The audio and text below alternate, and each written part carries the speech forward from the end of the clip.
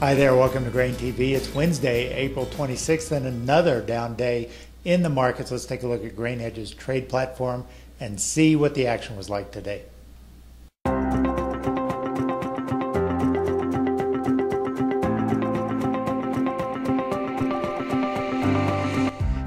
Overnight, corn and wheat had small gains, trying to add to yesterday's rally. The opening bell saw beans with lackluster buying, while corn started to turn higher. By midday, corn was testing yesterday's highs, but the release of new weather data showed less rain in the Midwest, and that turned the markets lower going into the close. Settlements on the day showed corn off 6, beans off 8 3/4, and wheat in Chicago down 1.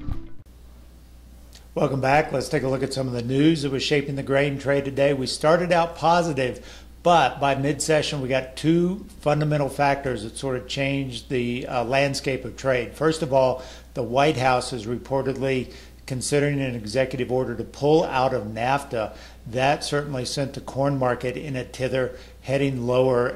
Keep in mind that obviously Mexico is the #1 buyer of U.S. corn and a major buyer of U.S. beef. So anything that sort of shocks those two segments is detrimental for the corn market in particular.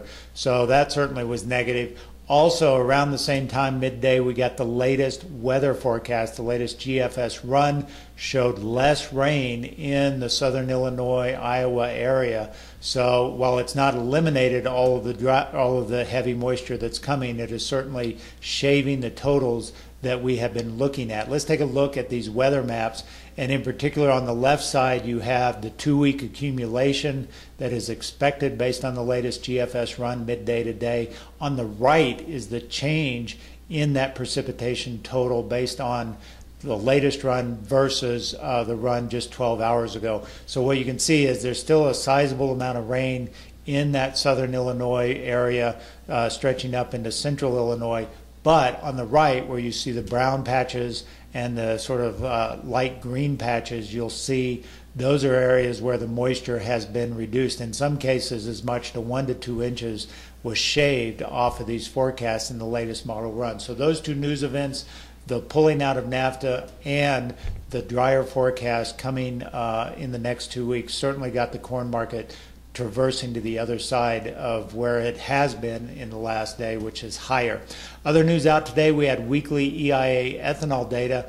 This data was showing a uptick again for the second week in a row in terms of ethanol production. Weekly totals year to date show us about 5% ahead of last year's pace for this same time last year. In comparison, USDA is projecting a 4.3% increase. So that certainly is positive, showing a continued increase above last year's numbers in terms of corn production going into ethanol. But the drag on all of this is the growing ethanol stocks. As we look at the next chart, what you can see is ethanol stocks in particular have been upticking in the last 2 weeks. That is problematic because this is the time of year we usually see ethanol stocks come down as gasoline demand starts to surge. But the problem is we're not seeing the surge in gasoline demand like we normally have. So that could spell problems as we move forward. But so far, ethanol production still continuing to hold up. But you would think that as stocks get higher, if they continue to do so, there has to be a break, and that may mean lower crush margins or lower processing margins for these facilities. Let's take a look at the trade action in July corn.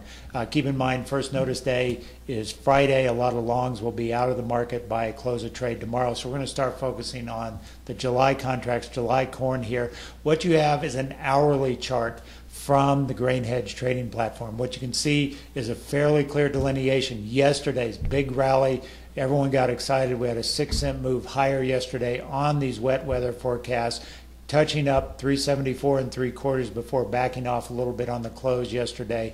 But today felt like it was going to continue. We faded a little bit in the overnight, came back the morning moving higher and climbing into that 374 3/4 range again before these two major events sort of hit simultaneously around 11:30 Central Time. You can see it sent the market sharply down. So that's sort of where we're at. Still trying to eclipse this 374 and 3/4 mark. Obviously, we took a run at it today before failing on it.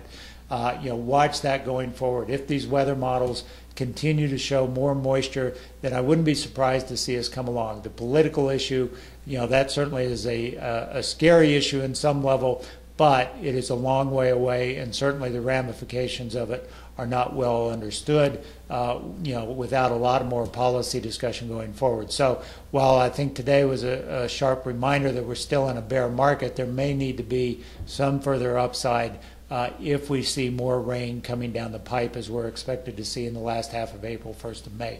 That's all we've got for today on Grain TV. As always, if you'd like to learn more about how we can help you lower your trade commissions to only $7 a side, visit us online at grainhedge.com. Have a great day. We'll talk to you tomorrow.